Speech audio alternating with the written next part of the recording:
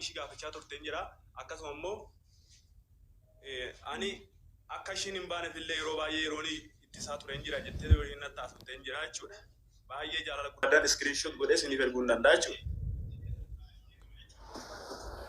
Kanaaf ammas wanti ani isinii dabalu yoo jiraate yoo naa danda'ame yoon argadhe kallattii wanti ani ishiin jechaa tures waan uummanni Oromoo si godhe ta'ii jechaan hin ture jechuudha. Waan uummanni Oromoo si godhe uummata kanaaf iddoo kennitooyi oo lubbuun kee hin badate amma lubbuun kee badutti isaanitti of kenni jechaan hin ture jechuudha. Karaa garaagaraatiin illee namoota keessan dubbisaa turaniin illee akkasuma jechaan ture yaaduma kana laachafii ture jechuudha. Nuti jara kanaan yookaan immoo maatii gaaddisaa faatiin jechuudha hunda isaaniitti jaalala guddaa qabna. Amma yoonatti nuti maatii kanaan walirraa ergifannee akkuma duudhaa aadaa Oromootti walii liqeessinee walirraa ergifannee wajjin jiraachaa jirra jechuudha. Amma yoonatti nuti maatii jaalala guddaa wajjin qabnudha. Isa kanaaf nuti uummanni kun waan nuti murteesse hin taana. Karaa keessas waan nuti jedhamu hundayyuu jechuudha. Nuyi bakka ufumatti fudhannee to'ii dhaggeeffachaa tuba jirra. Garuu har'a miidiyaa kanarratti ba'ee amma kana dubbachuu jechuudha. Otoon hin dandeenye dubbachaa jira jechuudha. Kanaaf dhiifama naa godhaa to'e yoo danda'ametti amman danda'ametti dhiyeessuu na yaala jechuudha.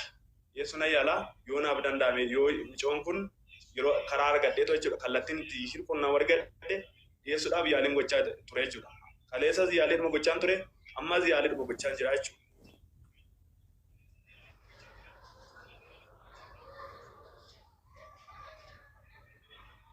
Kanaaf amma as jala teessee si dhaggeeffataa jirti ta'a.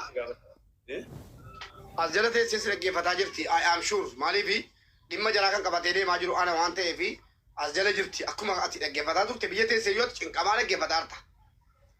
Eenyuunu yeroo arrabsamnu akkaawuntii feekii illee taatu malee dhannee dhaggeeffanne arrafamaa dhufu. Isiin dubbii lubbuutiin gaafatamaa as jala jirti itti dhaami.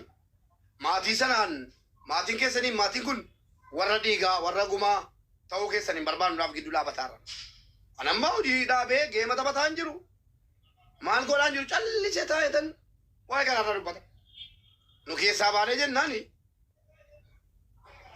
maatii wal gaafata. Maaliifi otoo obboleettiin kee akkas taatee dhageesse otoo obboleettiin kee akkas taatees nu siiduu tajaajifannee si gara jibbinee miti. Sinuma nuuf hin mata'e. Dubartii kamtu dubartiin Oromoo yeroo siin mana madaamii keessa yeroo waa rakkate qofa kottaa kennaa birrii jechuu qofa ton taane gaafa jira rakkatanis hojiin dhaabanna. Obboleettiin kee seenaa shamarran biyya Arabaa guutuu wala ijoollee Arsii wala ijoollee Jimmaa wala ijoollee Harargee wanti jedhamu hin jiru. Diina ijoollee Oromoo biyya alaa jiru yeroo jalqabaati dhaga'i. Waan tokko jala muresitti muumiki. Duuti haaraan obboleettii keenya kanarraan hin baane. Tokko jedhe. Ijoolleen mana madaamii yoo rabbi jara galche qofa galu. Yoo carra qabeessa ta'an galu. Kaan waggaa tokko lama hojjettee kaateetu haadha ofii abbaa ofii dheebottuu ilmoo ofii dheebottuu fooqirraa darbatamtee duute jennaan galcheen beekaan. Footoo si agarsiisuu danda'a guutuusaa jechuudha. An of biraan balleessu.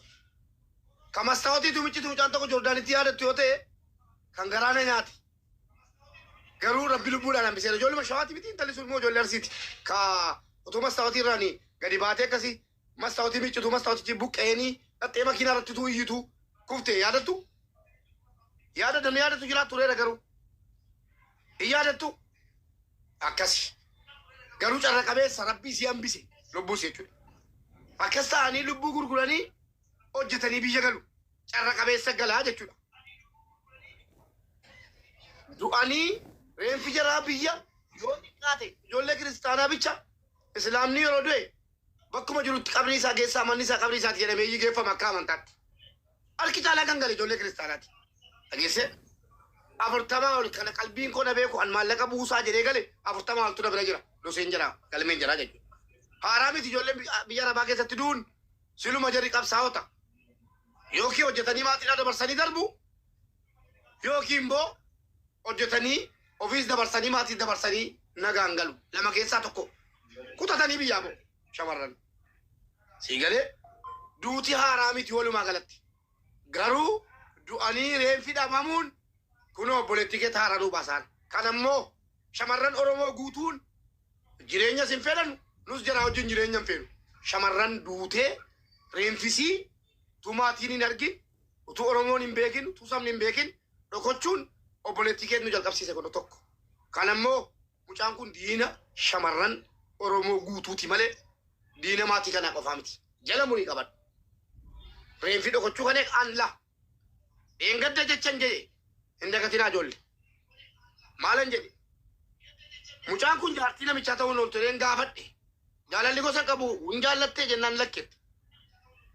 Lammaffaa irrattoo miidhama Oromoon miidhamee dhokotu keessa Oromoo harka keessaa qabaa siniin jedhan. Waan intalli kun harka keessaa qabdu malee namichi bokbaaqaan yewwana ofitti boolaa deemaa jira. Maal fidu jettee kan nu tuffachiise qaallettii kana obboleettii keeti. Jeesse waa tokkoon fidan torbee tokkooti. Waa tokko sitti mujale mure. Wallahi foon haadha kooti Saudi Arabiyaan naqan dhimma kana. Wallahi foon haadha kooti imbaasii waraqata fitadhee maallaqa kiyyaan Saudi Arabiyaan deemee imbaasii qabadhee obboleettii kee barbaada na amani. Haadha koota gagadhe. Awwaana qabe dhiisee sin beeku nisus amma la tikkeetti kutadheen gara biyyaa gala biyyarraa Saudi Arabiyaan emelluko. Ramadaan Saudi Arabiyaatti qaba. Wallahi dhiigni mucaa kanaan dhokoto. Akka waan hundi jaraa dhumanii tallaalaa.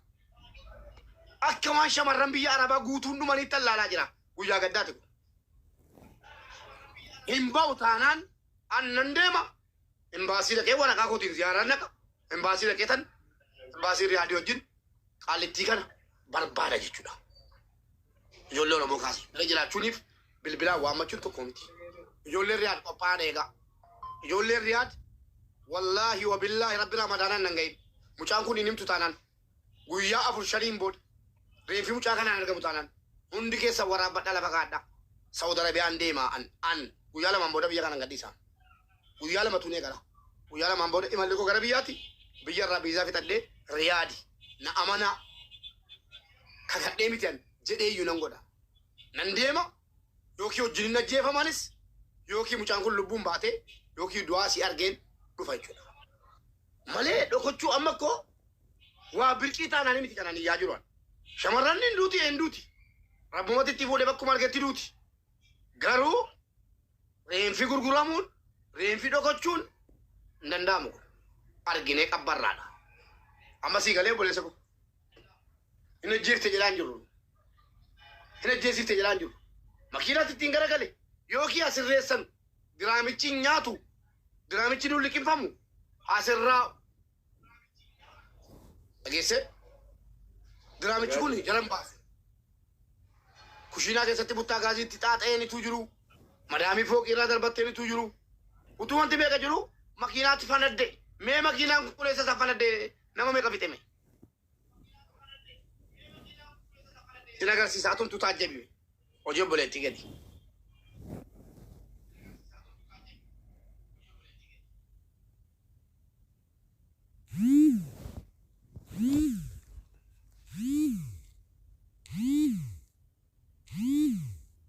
Maatiin dararin nu amma maatiin lama walitti hin bu'in jennee gidduu dhaabataa jirra qaalitti. Maatiin dararin kottu as ba'i. Eegaale. Yoo ajjala jiraatte ajjala jirtas immoo dhibbaan dhibbatti. Torba barreeffadhu. Torba barreeffadhu. Yookaan immoo deemee garaatti bilbila. Sarraa. Sarraa. Sar. Sarraa.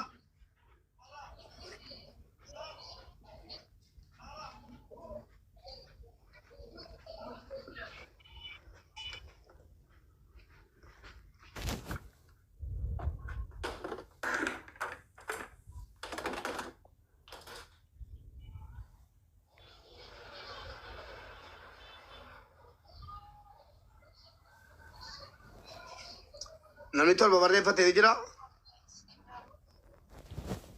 Nama tolba barreeffatee jira. Galatooma nuti mana tokko keessa waliin taa'uu hin dandeenyu waan ta'eef ani ba'uuf hin jira.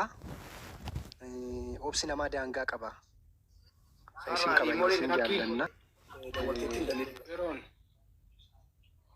Please, yeroo. Please. Nu obsaa. Uummanni Oromoo namni 2,200 as taa'ee jiru kuni obboleettii isaatiif sagalee ta'aa jira.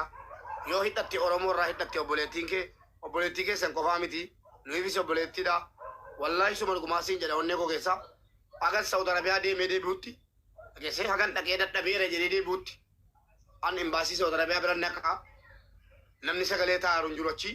Namni as bahee iqaamaa qabne hundinuu sodaataara waan ta'eef wakiilinnaa naa kennitanii jennaan isin. Wakiilinnaa maqaa kootiin naa kennitanii jennaan akka mucaa keenyaa nuu baasu ka jedhu waraqata naa kennitanii jennaan deemeen deebi'a. Haga sanatti jarjaranii wayitti galuun uummata Oromoo dhaamsa dhaamaafi. Waan biraa keessa wal galchuun, warra gumaa wal gochuun, warra dhiigaa wal gochuun ana keewwatti ayaamsoon hin qeebalu namna. Hin qeebalu. Seeraa walitti deemuu yoo taate malee isa seeraa walitti deema. Kanaan achi waan biraa dhiifama naa godhi. Ani isin deeggarrus isinii ol isin jirru dhiisaa isin hin jenne. Dhiiga mucaa barbaanna. Mubee dhiifama nu godhaa nuuf galchaa'ii yaada keessan faallessuu yookiin immoo uummata Oromoo kanaan ala ta'uu barbaanne otoo hin taane gama kootii waan baay'ee sordofaa hin jira, waan baay'ee irras gaheera. Waan inni VIP maayini jala keenya VIP dhaan barreeffataa ittiin talli. VIP kan jedhuun dhuftee hoyi yeroo dhiifama. VIP kan jedhuun okay VIP galchaa. Okay VIP barreeffadhume. Torba barreeffadhu.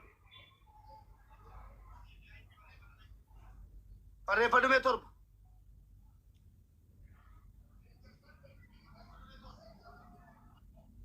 VIP torba barreeffadhume ijoolleen waa argiteetti.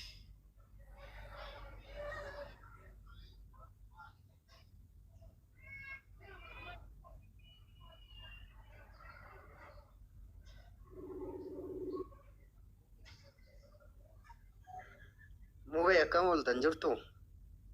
Nagaa alhamdulillah.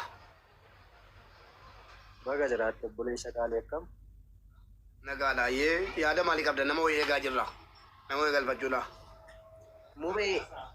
Mubee anis maatiidhuma obseeti. Ilaa wanni godhamuu qabu agartee amma yaada keessan hunda dhaggeeffachaan ture akkana galchitaniif illee yaalii guddaan gochaa ture. Waan carraa kana naa kennitaniif illee galatoomaa jechaa. Egaa wanni ta'ee waanuma waliin beennu waliin agarre agartee kana waan ta'eef amma namni kuni jalqabuma mucoon kun duutetti jettee maatitti himtee jirti. Dhaggeeffadhaa warra jirtan. Sheer godhaafi. Kan manaa baases ishiidha. Kan du'e jedhee immoo maatitti himee maatii rifaasisee ammallee naasuu amaa keessa maatii galcheesse ishiidhumaa jechuudha. Kana waan ta'eef jalqaba mucoon kuni akkamitti mucoo kana mana sanii baaste? Ergii baastee mucoon kun akkamitti ajjeefamte? Sababiin mucoon kun duuteef maayini?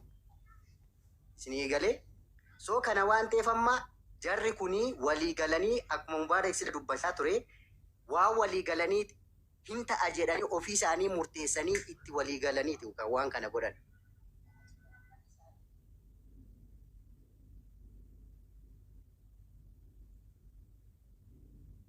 Inni keessa jira amma. Yoo danda'ame nuti amma imbaasii biyya kamiyyuu haa ta'u imbaasii kamiyyuu dhufnee hirmaannee reeffa ishiis jiraashiis fudhachuudhaaf qophiirra jira. Imbaasirree dhandhee dubbisnee jirra.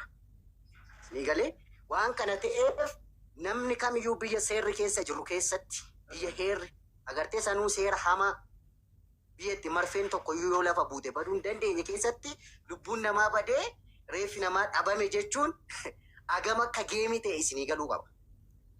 Kun sammuu namaa irratti taphachuudha. Xiinsammuu namaa miidhuu agartee saayikoloojii isaan ittiin deemaa jiran kana irratti barree jiran.